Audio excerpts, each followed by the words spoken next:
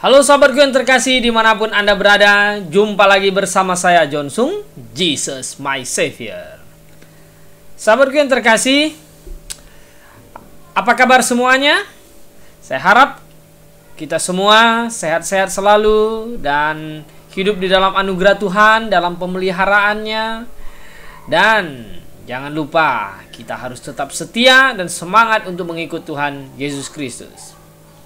Sahabatku dimanapun Anda berada, beberapa hari ini memang saya sibuk di lapangan, jadi baru ada kesempatan kali ini saya membuat video. Saya mencoba menanggapi sebuah video yang disampaikan oleh Ustadz Anwar Lutfi.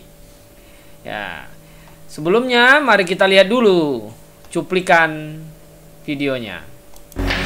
Kali ini saya akan menjawab pertanyaan dari teman-teman Kristen mengenai penyaliban Nabi Isa atau Yesus alaihissalam. Teman-teman Kristen bertanya kepada saya, apa benar di dalam Al-Quran Yesus atau Nabi Isa alaihissalam tidak mati disalib? Sedangkan di dalam kitab kami yang turun lebih dahulu dari Al-Quran itu mengatakan bahwa Yesuslah yang mati disalib. Maka saya jawab, alhamdulillah, Al-Quran dengan tegas mengatakan wa ma qataluhu wa ma sol. Baik, sahabatku yang terkasih, menurut Ustadz Anwar Lutfi ini bahwa Yesus Kristus, Isa Al-Masih di kitab Al-Qur'annya tidak tercatat bahwa dia disalibkan. Ya. Jadi apa yang dipercaya oleh orang Kristen bahwa Yesus Kristus disalibkan itu adalah sebuah kebohongan. Sebenarnya inti maksudnya itu seperti itu. Sebenarnya kita harus kembali dulu yang menjadi dasar kebenaran firman Allah, firman Tuhan itu Alkitab atau Al-Quran. Coba sekarang buktikan kepada saya dulu bahwa Al-Quran itu firman Allah. Bagaimana cara membuktikannya? Coba sampaikan biar kita pikir sama-sama. Nah, jadi kalau hanya klaim-klaim begitu, Al-Quran firman Allah menyampaikan dapat dari gua Hira, Muhammad tidak bisa baca tulis, kemudian ini jatuh dari langit ke apalah, disuruh tulis oleh sahabatnya lah, dia ditela apa. Gimana saya bisa percaya gitu loh. Nah, intinya itu di situ. Saya percaya Alkitab saya firman Allah, Anda percaya Al-Quran firman Allah. Bukti Alkitab firman Allah itu adalah Allah yang Maha Kasih, maka menuliskan buku, mengajarkan firman-Nya di bukunya itu nilai kasih yang paling tertinggi. Tidak ada kasih yang lebih tinggi lagi dari kasih di Alkitab. Kasihlah musuhmu, berdoalah bagi mereka yang menganiaya kamu. Nah, kemudian Allah Maha Tahu, Alkitab menulis semuanya, tahu semuanya. Ya, dari awal penciptaan dan seterusnya. Nah, begini. Mengenai Tuhan Yesus Kristus ya disalibkan itu sudah dinubuatkan di dalam Alkitab. Jadi bukan asal ya kita percaya, kan orang Muslim ya, mungkin Dr. Anwar Lutfi ini percaya bahwa kitab Taurat ya, Perjanjian Lama itu kan firman Allah. Nah, coba kalau kita lihat ya, misal kitab Yesaya lah yang tulis, kitab Yesaya tulis ayat 12 ini. Pasal 53 ayat 12. Bagaimana kitab Yesaya ini ditulis ya kurang lebih 700-an tahun ya sebelum Yesus lahir.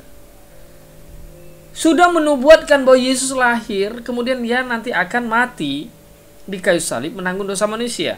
Coba kalau kita lihat ya.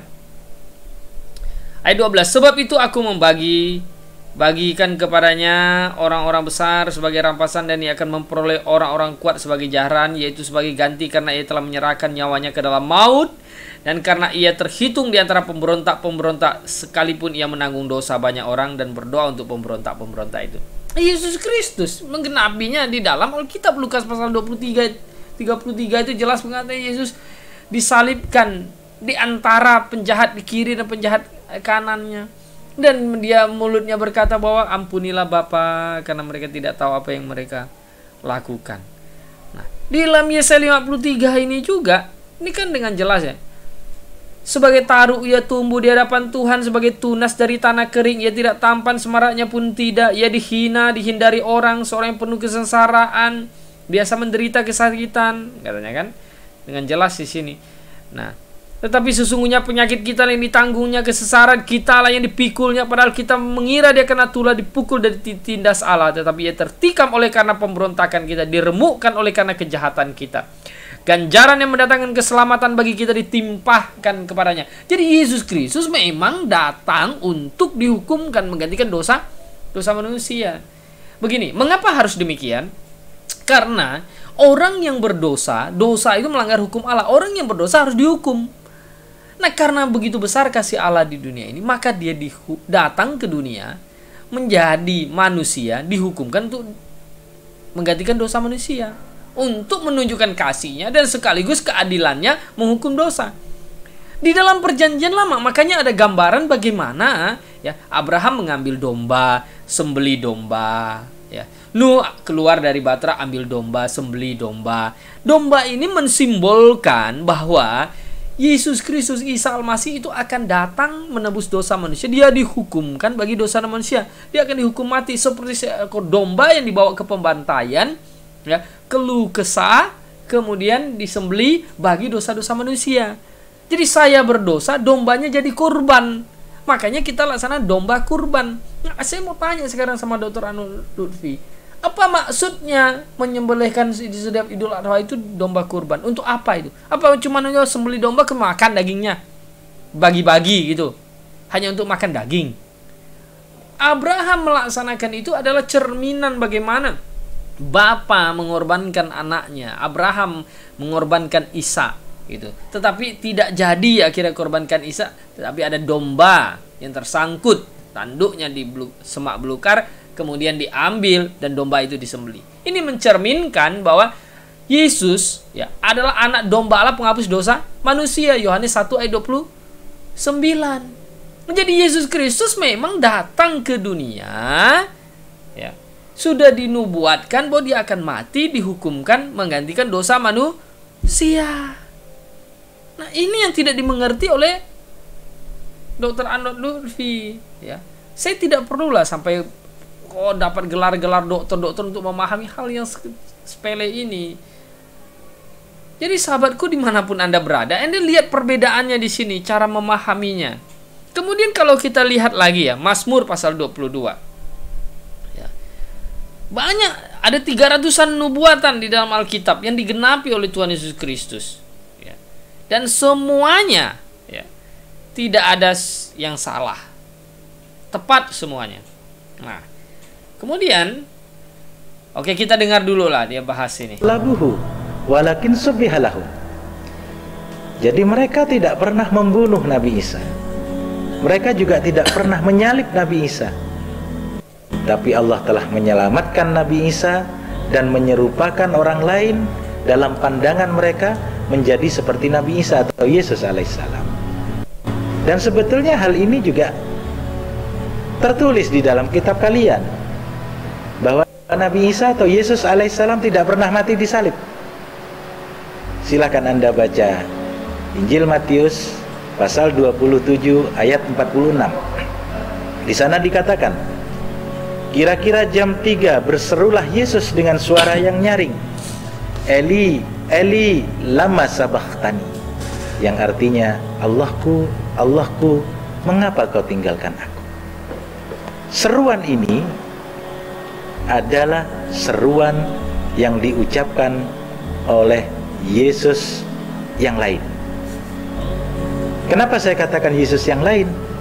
Ingat, Nabi Isa alaihissalam atau Yesus alaihissalam tidak pernah menggunakan kata Eli atau Eloi di dalam menyeru, memanggil Tuhannya. Nah, ini kan sok tahu lagi nih kan. Kata Eloi ya, Eli dari kata El, Allah, El ilah ya, Elohim gitu. Itu bahasa Ibrani, Eli lama afaktani ya. Kalau bahasa Araminya Eli lama sabachthani. Apa yang salah dari situ? Jadi Yesus Kristus mengatakan itu justru dia menggenapi nubuat Mazmur yang dikatakan oleh Daud di sini, Mazmur pasal 22 ayat 2. Allahku, aku berseru pada waktu siang tetapi engkau tidak menjawab aku, dan juga pada waktu malam juga engkau tidak tenang. Allahku, Allahku, mengapa engkau meninggalkan aku? Aku berseru tetapi engkau tetap jauh dan engkau tidak menolong aku. Ini sudah ada di dalam kitab Mazmur. Nah, coba bagaimana? Ya. Kemudian kalau kita lihatlah ayat yang ke-19, Mazmur 22 ayat 19. Ya. Kemudian, tetapi engkau Tuhan jangan jauhlah, kekuatan segeralah menolong aku, lepaskanlah aku dari pedang dan nyawa dari cengkeraman anjing, selamatkan aku dari mulut singa dan dari tanduk benteng, aku akan masyurkan namamu, dan seterusnya, ya. Kemudian di sini dikatakan bahwa Yesus Kristus, ya, disalibkan, kemudian mereka membagi-bagi pakaianku di antara mereka dan mereka membuang undi atas jubahku. Mazmur 22 ayat 18. Ini tergenapi nggak? Tergenapi di dalam Yohanes 19. Nah, coba kita lihat Yohanes 19. Yohanes pasal 19, sebentar saya lihat ya. Jadi apa yang dikatakan di dalam Mazmur tergenapi semuanya. Bagaimana bisa menyerupai orang lain? Nah, sesudah prajurit-prajurit itu menyalibkan Yesus, mereka mengambil pakaiannya lalu membaginya menjadi 4 bagian untuk tiap-tiap prajurit 1 bagian, dan jubahnya juga mereka ambil. Jubah itu tidak berjahit dari atas ke bawah dan 1 tenunan saja, dan seterusnya. Nah, sahabatku yang terkasih, jadi Yesus Kristus benar disalibkan. Bahkan murid-muridnya, ya, Petrus, Yohanes, dan yang lain pergi ke kuburnya melihat bahwa dia mati dan sudah bangkit. Malah Thomas tidak percaya. Yesus nampakkan diri kepadanya, nih jariku, tanganku ini, coba masukkan, jarimu rasakan. Dan akhirnya Thomas percaya. Bagaimana kalau misalnya ini bukan Yesus Isa Al-Masih yang disalibkan, tapi murid-muridnya kok mau rela semuanya mati martir demi sebuah kebohongan? Rasul-rasul semuanya mati berjuang, habiskan ya hidupnya, jangan serahkan nyawanya demi berita kebohongan. Kalau itu bukan Yesus, itu Yesus lain katanya.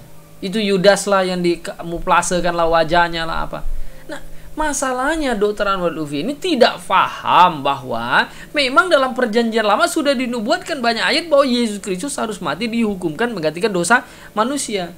Mengapa dia bisa berteriak Eli Eli lama sabachthani pada waktu itu? Nah, pada waktu itu adalah posisi Yesus adalah menanggung dosa semua manusia di kayu salib. Dia adalah orang yang paling berdosa pada waktu itu karena dia menanggung dosa hukuman bagi seluruh dunia.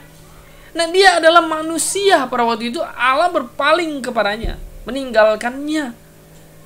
Oh, kok Allah bisa meninggalkannya? Karena di dalam Filipi pasal 2 Anda lihat di situ bahwa ya, Yesus yang walau dalam rupa Allah tidak menganggap kesetaraan Allah sebagai milik yang harus dipertahankan, tetapi mengosongkan dirinya menjadi hamba sama seperti manusia.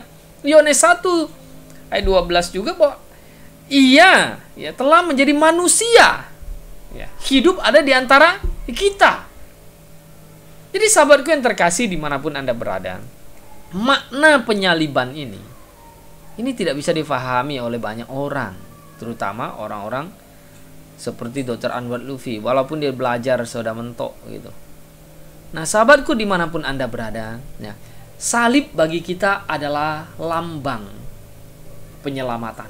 Walaupun dulu bukan lambang seperti tempat penghukuman mati yang mengerikan, seperti hari ini mungkin kursi listrik atau tiang gantungan. Tetapi itu menjadi indah ketika Yesus Kristus dihukumkan, menunjukkan kasihnya yang besar kepada kita. Dan dia mati, bukan mati begitu saja, tidak bangkit-bangkit. Bukan seperti Nabi yang saya percaya, mati sampai sekarang tidak bangkit-bangkit. Tapi masih dipercaya sebagai dia adalah hidup. Dan Yesus sudah hidup, menampakkan diri kepada murid-muridnya dan kepada banyak orang. Masih orang-orang menyangkalinya.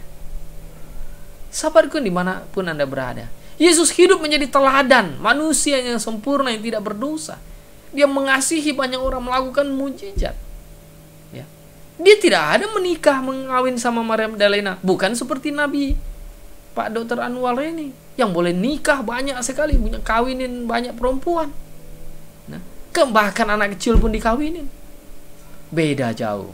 Sahabatku dimanapun Anda berada, saya percaya Yesus Kristus adalah juru selamat saya. Dan saya berharap dimanapun Anda yang mendengarkan video ini, bertobatlah. Akuilah Tuhan, saya orang berdosa. Saya seharusnya dihukum di kayu salib. Saya harusnya dihukum masuk neraka. Sebab upah dosa ialah maut. Tetapi karena kasih karuniamu Tuhan, Engkau telah datang ke dunia ini dihukumkan menggantikan dosa-dosa saya. Saya sekarang mau bertobat, mau percaya kepadamu sungguh-sungguh. Dan terimalah saya sebagai anakmu.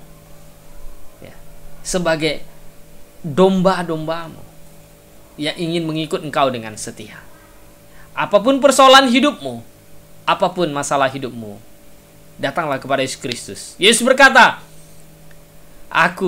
marilah kepadaku, semua letih lesu dan berbeban berat, aku akan memberikan kelegaan kepadamu. Sahabatku dimanapun Anda berada, saya harap Anda tetap setia dan tetap memahami kebenaran firman Tuhan. Jika Anda ingin mendukung saya, silakan WhatsApp nomor saya 0812-5876-9200. Ada pertanyaan, ada pokok doa yang ingin Anda sampaikan, silakan.